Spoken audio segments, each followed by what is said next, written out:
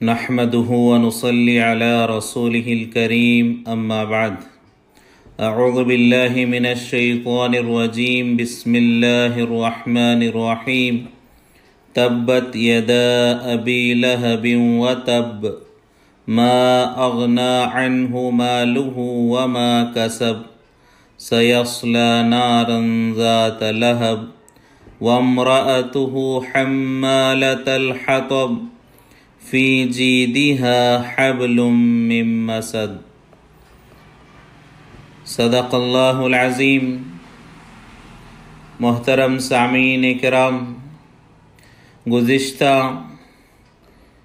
جو سلسلہ ہمارا تفسیر قرآن پاک کے سورتوں کے مضامین اور خلاصے کو بیان کرنے کا سلسلہ چل رہا تھا، اس کی ترتیب کچھ اس طرح سے ہم نے قائم کی تھی کہ ابتداً سب سے پہلے سورہ فاتحہ کے مضمون اور خلاصے اور آیات کے ترجمے کو بیان کرنے کی کوشش کی گئی۔ اس کا مقصد یہی تھا کہ سورہ فاتحہ ایک ایسی سورت ہے جس کو ہم ہر نماز اور نماز کی ہر رکعت میں پڑھتے ہیں، لہٰذا جس سورت کے پڑھنے کا اتنا اہتمام اللہ نے، اللہ کے رسول پاک صلی اللہ علیہ وسلم نے کرایا ہے، آخر اس سورت میں کیا ہے اور اس سورت کے مضامین کیا ہیں جسے اللہ بار بار ہم سے کہلاتے ہیں، پڑھاتے ہیں، اقرار کراتے ہیں۔ نماز کے ہر رکعت میں اللہ ہم سے اسی کو سننا چاہتے ہیں، تو یہ مضامین کا معلوم ہونا اور اس میں جو عبرت ہے ان کو سمجھنا اور ان کے مطابق زندگی گزارنا، یہ ہم مسلمانوں کے لیے انتہائی ضروری امر ہے۔ لہٰذا اسی مقصد کو سامنے رکھتے ہوئے مختصراً سورہ فاتحہ کے مضامین کو پر مشتمل چند دروس تفسیر کا حلقہ جو ہے خلاصہ سورۃ الفاتحہ، تفسیر سورۃ الفاتحہ کے عنوان سے اس کے مختصر مضامین آپ حضرات کے سامنے بیان کیے گئے۔ پھر اس کے بعد جیسا کہ ہم سب جانتے ہیں، لاک ڈاؤن اور حالات کی وجہ سے کافی دن تک سے سلسلہ موقوف رہا، پھر رمضان المبارک کا مہینہ شروع ہوا تو اس سلسلے کو دوبارہ آگے بڑھاتے ہوئے سورہ فاتحہ کے بعد اب کن سورتوں کے قرآن پاک کے کس حصے کے مضامین، کن سورتوں کے خلاصے کو ابتداً شروع میں بیان کیا جائے، تو اس پر بہت سارے حضرات کے رائے پر مشورہ کیا گیا، تو مشورے سے یہ بات مناسب سمجھی گئی کہ سورہ فاتحہ کے بعد جو ہم نمازوں میں اکثر پڑھتے ہیں وہ 30ویں پارے پارے کی آخری 10 سورتیں ہیں۔ سورۃ الفیل سے لے کر سورۃ الناس، علم ترى سے لے کر قل اعوذ برب الناس، یہ جو 10 سورتیں ہیں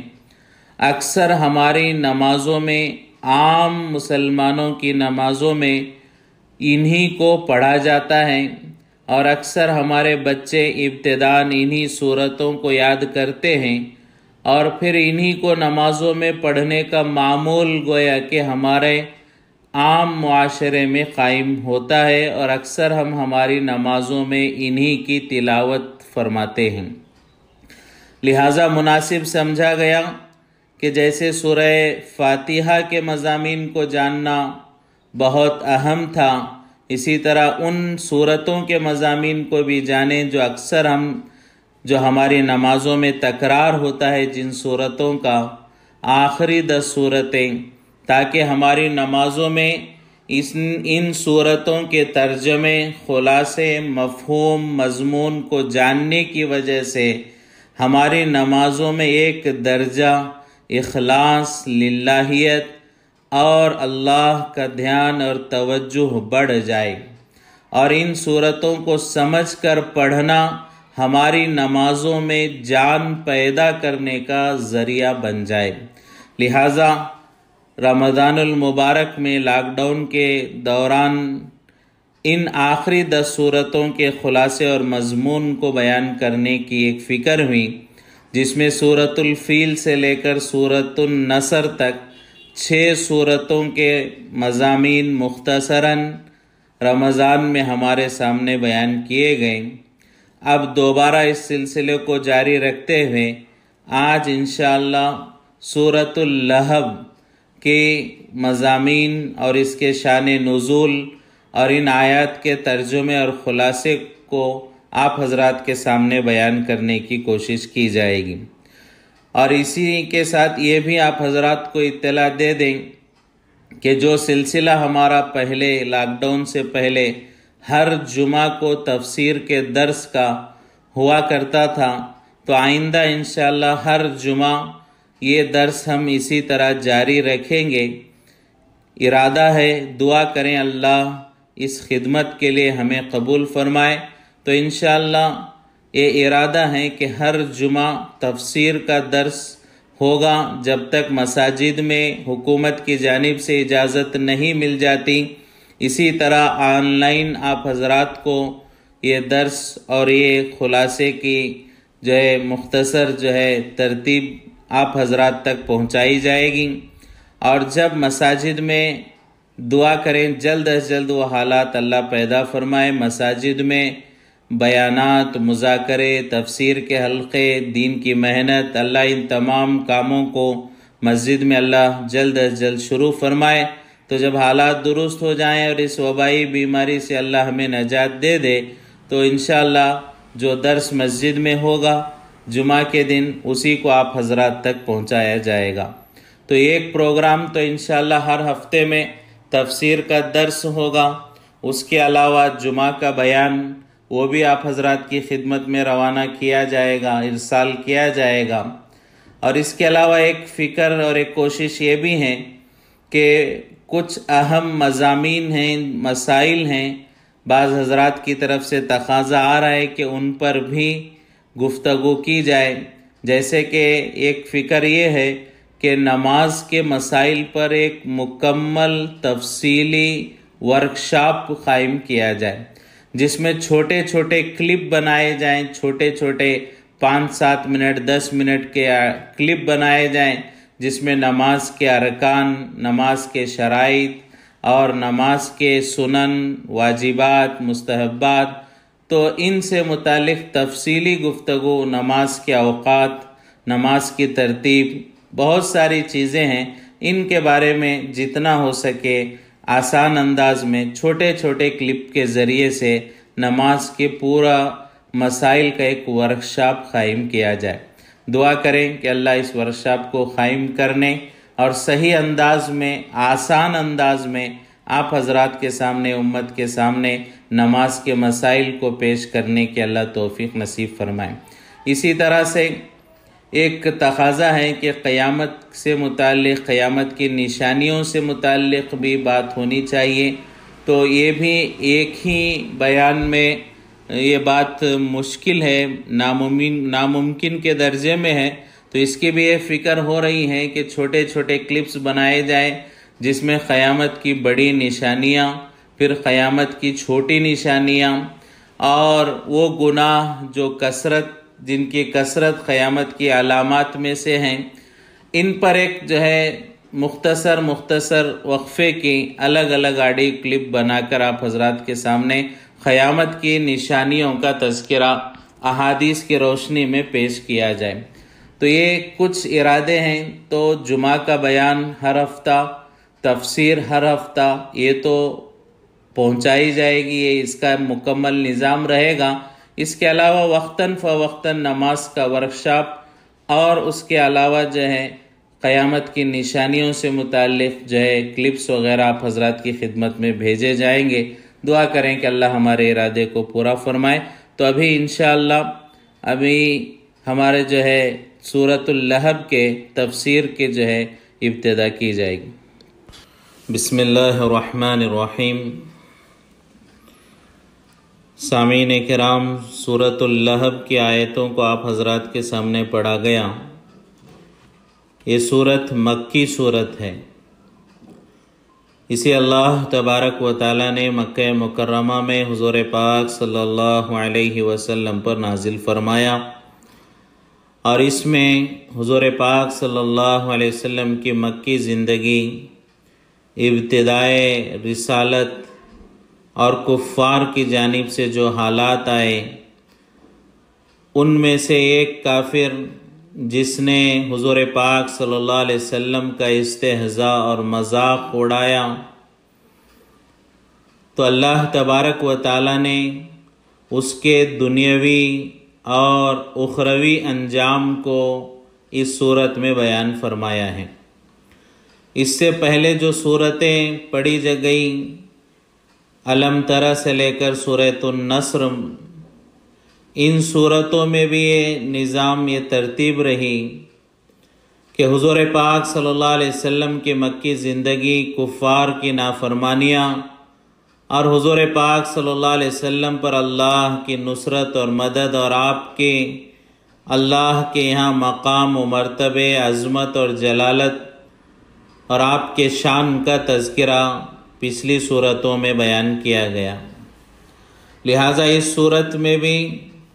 مکی زندگی کے حالات اور حضور پاک صلی اللہ علیہ وسلم کے ساتھ زیادتی کرنے والے کے دنیاوی اور اخروی انجام کا تذکرہ کیا گیا ہے۔ تو اس صورت کے نازل ہونے سے پہلے کے جو حالات ہیں، جو پس منظر ہیں، اگر ہم وہ سمجھیں گے تو اس صورت اور اس صورت میں جو اس کا تذکرہ ہے وہ ہمیں بآسانی سمجھ سکتے ہیں، اس کا سمجھنا آسان ہو جائے گا۔ تو مفسرین نے اس صورت کے شان نزول میں بعض واقعات کو بیان فرمایا ہے۔ واقعات کا انداز ایک ہی ہے، لیکن الگ الگ واقعات کو اس کا نزول کا سبب اور ذریعہ بیان فرمایا ہے۔ بعض حضرات فرماتے ہیں کہ حضور پاک صلی اللہ علیہ وسلم پر جب رسالت کی ذمہ داری اللہ نے ڈالی اور آپ صلی اللہ علیہ وسلم اللہ کی طرف دعوت کے لیے کھڑے ہوئے، اس کے حالات اس کا پس منظر ہیں۔ یہ بات تو ہم جانتے ہیں کہ ابتداءً حضور پاک صلی اللہ علیہ وسلم پر جو سب سے پہلے وحی کا نزول ہوا، اقرأ بسم ربک الذی خلق، جو اس صورت کی ابتدائی چند آیتیں جو سب سے پہلے حضور پاک صلی اللہ علیہ وسلم پر اتاری گئیں، نازل کی گئیں، تو یہ قرآن کا اور قرآن کے ان آیتوں کا نازل ہونا وہ دلیل نبوت ہے۔ یہ جیسے یہ آیتیں نازل ہوئیں، ان کا نازل ہونا دلیل نبوت تھا کہ حضور پاک صلی اللہ علیہ وسلم اللہ کے نبی ہیں، اسی وجہ سے آپ پر قرآن کو اتارا گیا ہے۔ پھر اس کے بعد جب یا ایھا المدثر قم فانذر وربک فکبر، سورۃ المدثر کی ابتدائی آیتیں نازل ہوئیں، تو اب دلیل نبوت سے آگے بڑھ کر مقام رسالت حضور پاک صلی اللہ علیہ وسلم کو ملا۔ مقام رسالت اللہ کی طرف بلانا، اللہ کے پیغام کو پہنچانا، یہ جو ذمہ داری ملی ہے، یہ سورۃ المدثر کی ابتدائی آیتوں کے نزول کے بعد ملی ہے، اور وہاں سے حضور پاک صلی اللہ علیہ وسلم نے اللہ کے بندوں کو اللہ کی طرف بلانے کا یہ دعوت کا کام آپ صلی اللہ علیہ وسلم نے شروع فرمایا ہے۔ لہٰذا جب حضور پاک صلی اللہ علیہ وسلم پر رسالت کی ذمہ داری ڈالی گئی، تو آپ صلی اللہ علیہ وسلم اس پر عمل پیرا ہوتے ہوئے ابتداءً جیسا کہ اللہ کا حکم ہوا، وانذر عشیرتک الاقربین، اپنے قریبی رشتہ داروں کو دعوت دی جائے تو آپ صلی اللہ علیہ وسلم نے اپنے خاندان والوں کو، قریبی رشتہ داروں کو، چند قبیلوں کو جوڑا۔ کہاں جوڑا؟ وہ واقعہ کیا ہے؟ اس میں علماء کی دو رائے ہیں جو بیان کی گئیں۔ بعض علماء کے اعتبار سے حضور پاک صلی اللہ علیہ وسلم نے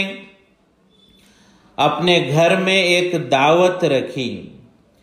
اپنے خاندان کے بہت سارے لوگوں کو حضور پاک صلی اللہ علیہ وسلم نے اس دعوت میں، ضیافت میں شامل کیا، اور دعوت کے اختتام پر حضور پاک صلی اللہ علیہ وسلم نے سوال کیا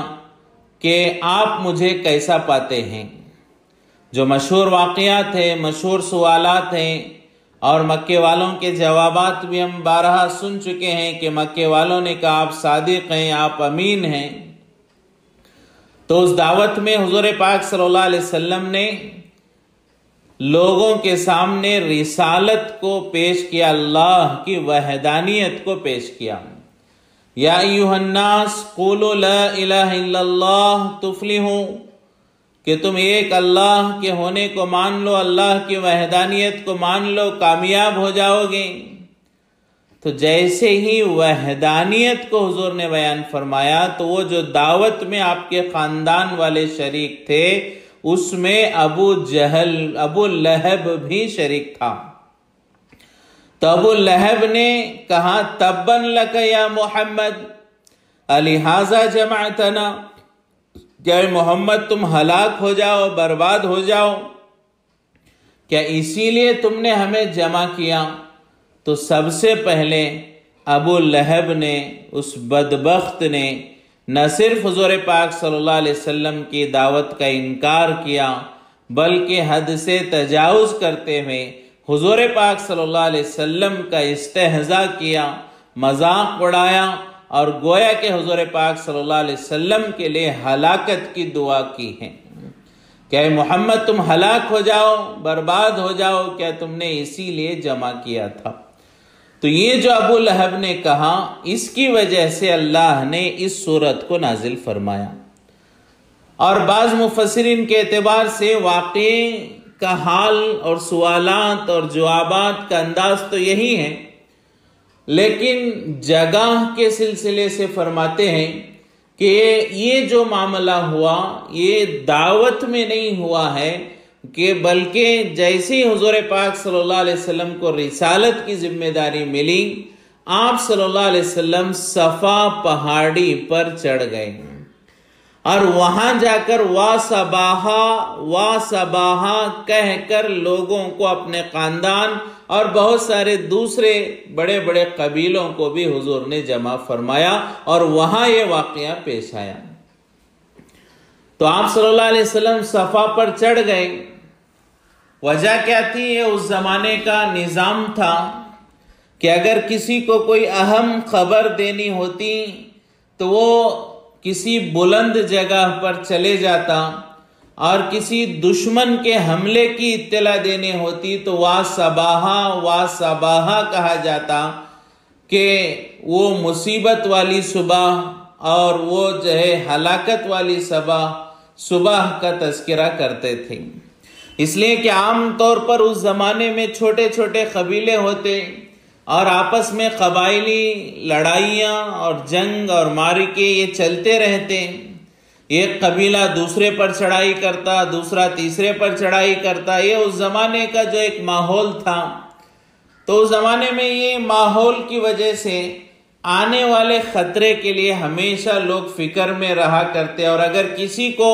معلوم ہو جاتا کہ فلاں قبیلہ ہمارے اوپر حملہ کرنے والا ہے تو پورے قبیلے والوں کو اطلاع دینے کے لیے وہ کسی اونچی جگہ پر چڑھ جاتا اور وا صباحا کہتا کہ اے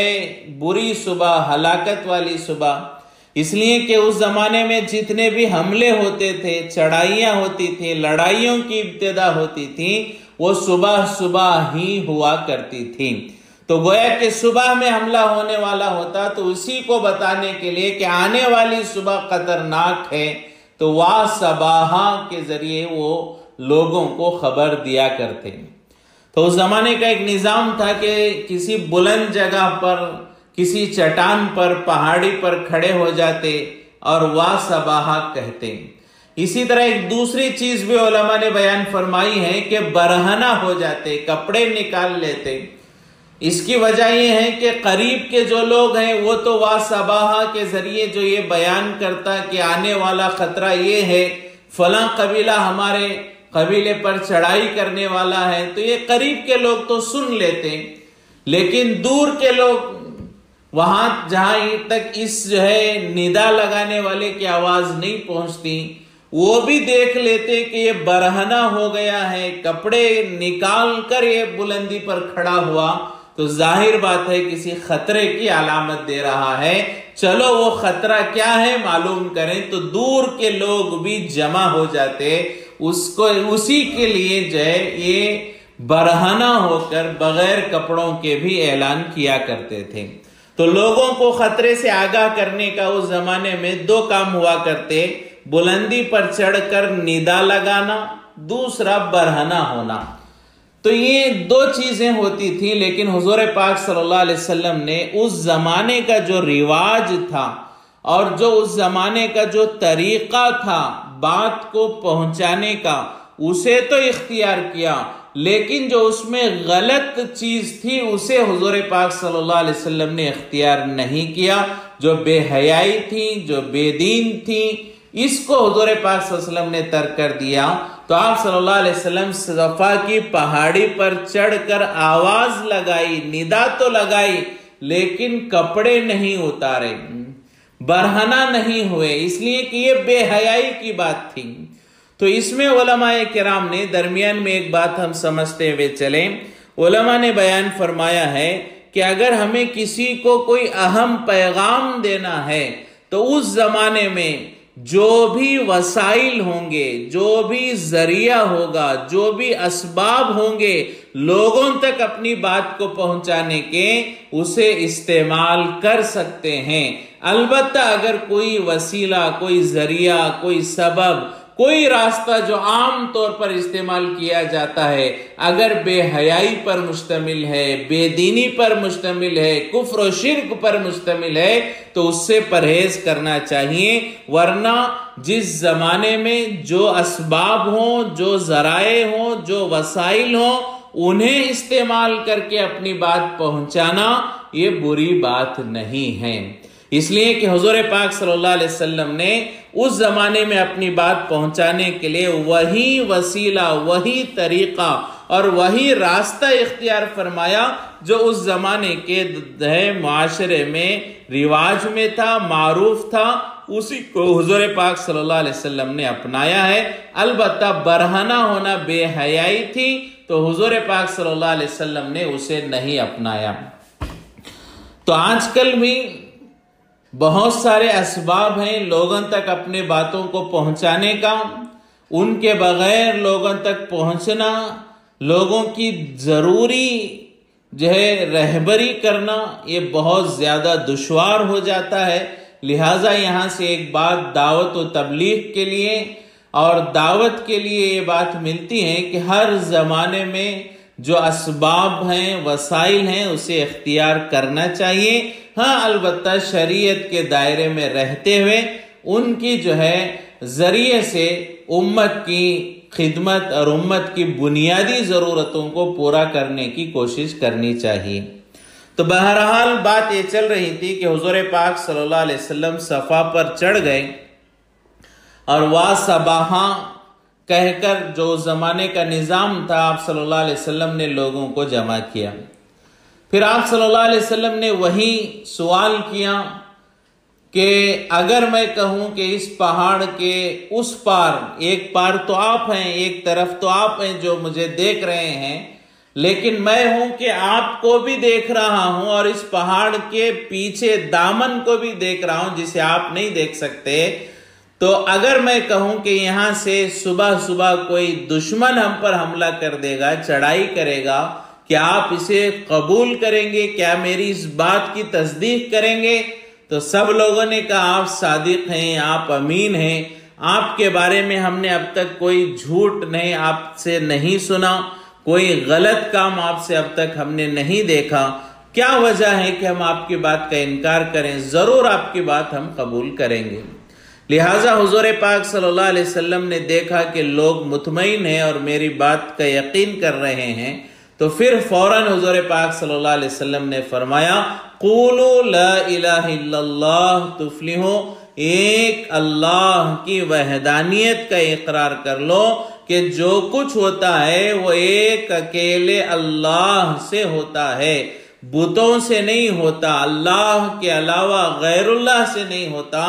جو کچھ ہوتا ہے وہ اللہ سے ہوتا ہے۔ تو اللہ کی وحدانیت جیسے ہی حضور پاک صلی اللہ علیہ وسلم نے بیان فرمائی تو تمام لوگوں پر گویا کہ سکتہ چھا گیا، خاموش ہو گئے، یہ آپ نے کیا کہہ دیا؟ تو اتنے میں ابو لہب بھی اس مجمع میں تھا، تو ابو لہب نے فوراً کہا تباً لک یا محمد لہذا جمعتنا، کہ اے محمد تم ہلاک ہو جاؤ، برباد ہو جاؤ، کیا اسی لیے تم نے ہمیں جمع کیا تھا؟ تو ابو لہب نے حضور پاک صلی اللہ علیہ وسلم کا استہزاء کیا، نہ صرف یہ کہ آپ کی دعوت کا انکار بلکہ بدتمیزی کی، تو اس کی وجہ سے اللہ نے اس صورت کو نازل فرمایا۔ بلکہ بعض علماء فرماتے ہیں کہ اس نے ہاتھ میں ایک پتھر بھی اٹھایا اور اسے حضور پاک صلی اللہ علیہ وسلم کی طرف پھینکا، تو اس نے ہاتھ سے حضور کو جو تکلیف پہنچانے کی کوشش کی تھی، تو اللہ نے اس صورت میں ابتداً اس کے ہاتھوں کی ہلاکت اور بربادی کا تذکرہ فرمایا، پھر اس کی پوری ذات اور اس کے وجود اور اس کے لیے جو عذاب ہے اس کو اللہ نے ہلاکت اور بربادی کے بیان فرمایا ہے۔ تو بہرحال یہ دو واقعات ہیں۔ بعض مفسرین فرماتے ہیں کہ یہ واقعہ گھر میں دعوت میں پیش آیا، بعض مفسرین فرماتے ہیں صفا کی پہاڑی پر پیش آیا۔ دونوں بھی ہو سکتا ہے کہ آپ صلی اللہ علیہ وسلم نے ابتداً گھر میں دعوت کی ہو اور وہاں لوگوں کو سمجھایا ہو اور وہ اتنا مؤثر نہیں ہوئی ہو اور لوگ اس سے اثر نہ لیے ہوں، تو پھر دوبارہ حضور نے پہاڑی پر لوگوں کو جمع کیا، تو اس میں کوئی بعید نہیں ہے، ہو سکتا ہے یہ دونوں واقعات بھی ہوں اور اس کی وجہ سے اللہ نے اس صورت کو نازل فرمایا۔ تو یہ پس منظر ہے کہ مکے والوں میں ایک کافر و مشرک نے حضور کے ساتھ استہزاء کیا، مذاق کیا، بدتمیزی کی، جس کے جواب میں اللہ نے بیان فرمایا، اس لیے کہ اللہ تبارک و تعالیٰ نے ارشاد فرمایا اِنَّا كَفَيْنَاكَ الْمُسْتَهْزِئِينَ، کہ میرے حبیب آپ فکر نہ کریں، آپ کے مذاق اڑانے والوں کے لیے میں ہی کافی ہوں۔ یعنی جو بھی حضور پاک صلی اللہ علیہ وسلم کی شان میں گستاخی کرے گا اس کے لیے اللہ فرماتے میں اس کے لیے کافی ہوں، یعنی میں آپ کے ساتھ گستاخی کرنے والوں کا بدلہ لوں گا۔ لہٰذا جیسا کہ اللہ تبارک و تعالیٰ کا وعدہ ہے، تو اللہ تبارک و تعالیٰ نے اس صورت میں اس کافر کا تذکرہ بیان فرمایا۔ تو اس میں ایک بات یہ بھی ہے کہ یہاں پر اللہ تبارک و تعالیٰ نے اس کا نام بھی بیان فرمایا، حالانکہ ابو لہب اس کا اصل نام نہیں ہے، اصل نام اس کا عبد العزیٰ تھا۔ یہ حضور پاک صلی اللہ علیہ وسلم کا سگا اور حقیقی چچا تھا